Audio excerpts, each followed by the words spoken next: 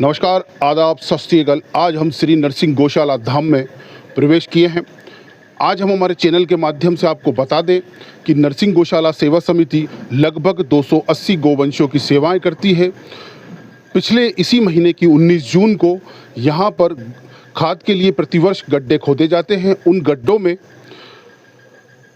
में श्री गणेश भगवान की पुरानी प्राचीन प्रतिमा निकली है। उस प्रतिमा के दर्शन हम आप सबको कराते हैं और बताते हैं कि वह प्रतिमा कितनी मनमोहक है, और सदस्यों से भी हम जानना चाहेंगे।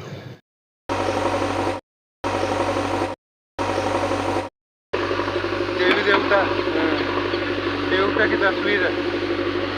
जाके कहते ना आराम से उतारे, कह दो आराम से उठा। हाँ है कुछ ना कुछ। ये हम आपको बता दें कि यह प्राचीन मूर्ति इन्हीं पीछे जो मिट्टी आप देख रहे हैं, इनके पीछे जो गड्ढे हैं, उन गड्ढों में से यह प्राचीन मूर्ति निकली है। इस मूर्ति के दर्शन आप सभी कर सकते हैं। देखिए कितनी मनमोहक मूर्ति है भगवान श्री गणेश जी की। यह 2 कलर में मूर्ति है। इस मूर्ति इस गड्ढे में से निकली है। जैसा कि पीछे ये मिट्टी आप देख रहे हैं, इन मिट्टी के पीछे जो गड्ढा दिखाई दे रहा है, इस गड्ढे में से यह मूर्ति निकाली गई है। इस मूर्ति को भगवान गणेश का आशीर्वाद और गौ माता जी का आशीर्वाद मानते हुए यहाँ पर आगामी समय में भगवान गणेश के लिए समिति के सदस्य क्या करते हैं, हम उनसे जानना चाहेंगे। नरसिंह गौशाला में प्रेस वार्ता रखने का क्या उद्देश्य रहा? पहले तो मैं सभी पत्रकार बंधुओं का, नरसिंह गौशाला परिवार आप सभी का बहुत बहुत धन्यवाद करती है। ये प्रेस वार्ता श्री नरसिंह गौशाला में इसलिए रखा गया है कि हमने प्रतिवर्ष गौशाला में खाद के लिए गड्ढे खुदाए जाते हैं। तो प्रतिवर्ष अनुसार इस वर्ष भी गड्ढे खुदाए गए हैं। अगले साल थोड़ा कम खोदा था, इस बार करीबन उसको बड़ा भी किया गया है। कारण क्योंकि अगली बार जो गड्ढे खुदाए गए तो उसमें बारिश के कारण बहुत सा खाद बह जाता था। तो इस बार हमने उसको बड़े स्तर पर गड्ढा खुदवाया गया है। तो उसके गड्ढे खुदाई के दौरान एक गणेश भगवान की प्रतिमा निकली है। गणेश भगवान की प्रतिमा निकली है उसकी। तो अब नरसिंह गौशाला क्या विचार करती है कि गणेश भगवान की महिमा बनी रहे? नरसिंह गौशाला यह विचार करती है, पहले तो हम गणेश भगवान की आस्था कभी से है। आज से 12 से 15 साल पहले छोटे थे उस समय हम झांकियाँ बनाया करते थे अंजनी मिनी ग्रुप के नाम से। तो उसी गणेश जी का पैसा इस गौशाला में लगाया हुआ है हमने।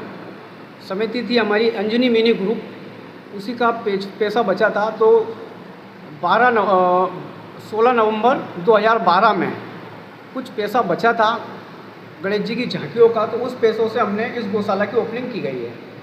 तो हम चाहते हैं कि जो भी आगे समिति की बैठक करेंगे, हमारी सर्व समिति की बैठक करेंगे, उसके बाद नगर की बैठक करेंगे, और जो भी डिसीजन लेंगे वो हम यहाँ पे मंदिर बनाए या जैसा कुछ भी वो करेंगे।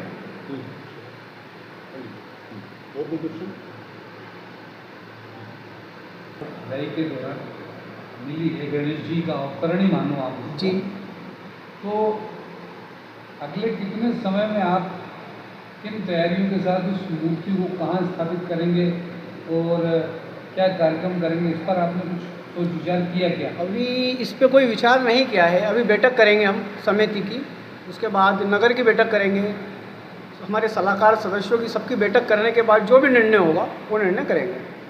हाँ, आप थोड़ा सा ये और बोल रहे थे कि गणेश गौशाला की गतिविधियों को लेकर कोई वेटनरी डॉक्टर था जी। एक है श्रुति सुमन जी। हम बारिश के चलते हुए अभी एक्सीडेंटल गाय बहुत आती है, एक्सीडेंटल बीमार, तो उनको लाकर हम यहाँ पर उपचार करते हैं। तो हम यहाँ के वेटनरी डॉक्टर को फ़ोन लगाते हैं। श्रुति सुमन जी है जो कि फ़ोन लगाने पर यहाँ आती नहीं है, ना कोई उपचार करती है। अन्यथा गाय अगर यहाँ आकर देखती है तो कहती है कि उसको रेफ़र कर दीजिए भोपाल। अब अगर भोपाल रेफ़र करती है तो उसका खर्चा कौन देगा? इस विषय में आपने आगे बात करी क्या? इस विषय में हमने आगे बात की है। कल ही हम गौ संवर्धन बोर्ड में के अधिकारी को एक ज्ञापन देके आए हैं। उन्होंने आश्वासन दिया है, देखता हूँ मैं, जो भी होगा करेंगे।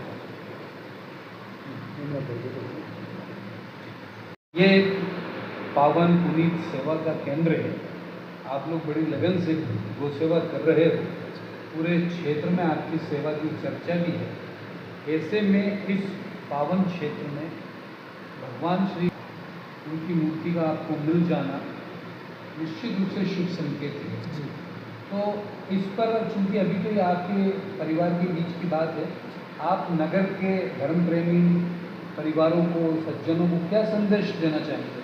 हम यही संदेश देना चाहते हैं कि नरसिंह गौशाला में प्रतिमा निकली है तो यहाँ भव्य रूप से अच्छा मंदिर बनाएंगे और सभी को यहाँ आए, दर्शन करें। दर्शनार्थी तीर्थ बने, एक गौ माता के साथ साथ गणेश जी की भी दर्शन करने का सौभाग्य मिले।